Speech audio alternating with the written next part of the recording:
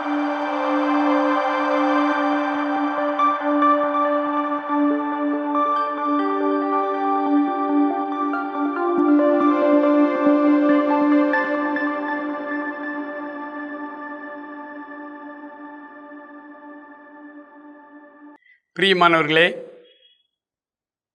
நான் ஆண்டவரை ஏற்றுக்கொண்ட புதிதில் பல ஊழியர்கள் எங்களுக்கு ஆலோசனை கொடுக்கும் பொழுது ஒரு காரியத்தை திட்டமாய் சொன்னார்கள்.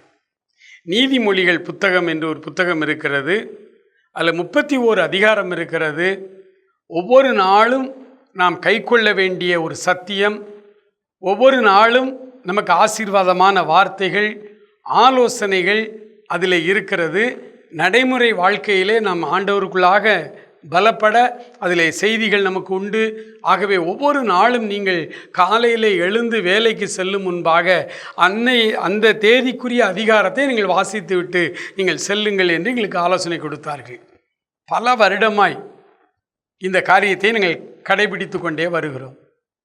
எத்தனையோ வருஷங்கள் மறுபடி நீதிமொழிகளை வாசித்து கொண்டே வருகிறோம். இந்த நீதிமொழிகளிலிருந்து நாங்கள் கற்றுக்கொண்ட நிறைய சத்தியங்கள் உண்டு. அந்த சத்தியங்களை எளிமையாய் நாம் என்ன செய்ய போகிறோம்? இந்த நாளிலே கற்றுக்கொள்ள போகிறோம். இந்த நீதிமொழிகள் நம்ம கற்றுத்தருகிற ஒரு அருமையான காரியம். நீதிமொழிகளின் புத்தகம் 1ஆம் அதிகாரம் 3வது வசனம் சொல்லுகிறது, விவேகம், நீதி, நியாயம், நிதானம் என்பவைகளை பற்றிய உபதேசத்தை நாம் அடையலாம். நமக்கு தேவையான அத்தனை காரியங்களும் இந்த 3வது வசனத்திலே சொல்லப்பட்டிருக்கிறது. நீதிமொழிகளை கவனமாய் நாம் வாசிக்கும் பொழுது இதெல்லாம் நமக்கு கிடைக்கிறது என்று வேதம் சொல்லுகிறது. அப்படின்னா நாமும் கூட இந்த அதிகாரங்களிலே இருந்து நாம் கற்றுக்கொள்ளுகிற சின்ன சின்ன சத்தியங்களை நாம் இந்த நாளிலே கற்றுக்கொள்ள போகிறோம். இன்றைக்கு இதே நீதிமொழிகளின் புஸ்தகம் 1ஆம் அதிகாரம் அதில் 7வது வசனம் சொல்லுகிறது, கர்த்தருக்கு பயப்படுதலே ஞானத்தின் ஆரம்பம். கர்த்தருக்கு பயப்படுதலே ஞானத்தின் ஆரம்பம். ஆண்டவருக்கு நாம் எந்த அளவுக்கு பயப்படுகிறோம், ஆண்டவருக்கு எந்த அளவுக்கு நாம் அஞ்சி நடக்கிறோம் என்பதுதான் நம்முடைய ஞானத்தின் ஆரம்பமாக இருக்கிறது என்று ஆண்டவருடைய வேதம் சொல்லுகிறது. நீதிமொழிகளில் அவர் சொல்லுகிறார், கர்த்தருக்கு பயப்படும் பயம் என்றால் என்ன? ஒருவேளை பிசாசுகளும் அவருடைய நாமத்தை கேட்டவுடனே அஞ்சி நடுங்குகிறது. ஒருவேளை அந்த பயமா என்றால் இல்லை. இந்த இடத்துல கர்த்தருக்கு பயப்படும் பயம் என்பது தீமையை வெறுப்பது தான் கர்த்தருக்கு பயப்படும் பயம்.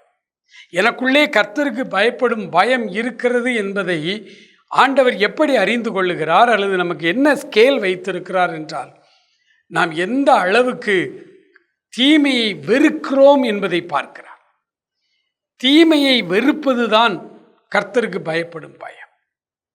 ஆம் என அன்புக்குரியவர்களே, யோசேப்பு தீமையான ஒரு காரியம் வந்த பொழுது அவன் அதை வெறுத்தான். அந்த அம்மா எவ்வளவோ ஆசை காட்டினார்கள். ஆனாலும் வாலிபனாய் இருந்தும், நல்ல சந்தர்ப்பமான ஒரு சூழ்நிலையாய் இருந்தும், வீட்டில் யாரும் இல்லாத ஒரு சூழ்நிலையிலும் தவறு செய்ய அவன் இடம் கொடுக்கவில்லை. ஏனென்றால் யோசேப்பு கர்த்தருக்கு பயப்படுகிற மனுஷன். நாமும் கர்த்தருக்கு பயப்படுவோம், தீமை விட்டு விலகுவோம்.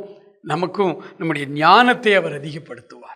அன்பு நிறைந்த பரலோக பிதாவே, இந்த அருமையான வேலைக்காக நன்றியோடு நாங்கள் துதிக்கிறோம், ஸ்தோத்தரிக்கிறோம். அப்பா ஆண்டவரே, உமக்கு பயப்படும் பயம் என்பதை, தீமையை எந்த அளவுக்கு நாங்கள் வெறுக்கிறோம் என்பதிலிருந்து நாங்கள் அறிந்து கொள்ள முடியும் என்று சொன்னீங்களே.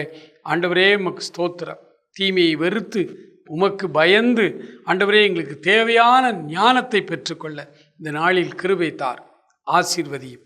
இயேசு கிறிஸ்துவின் நல்ல நாமத்தில் ஜெபிக்கிறோம் எங்கள் அருமை பிதாவே. ஆமேன், ஆமேன்.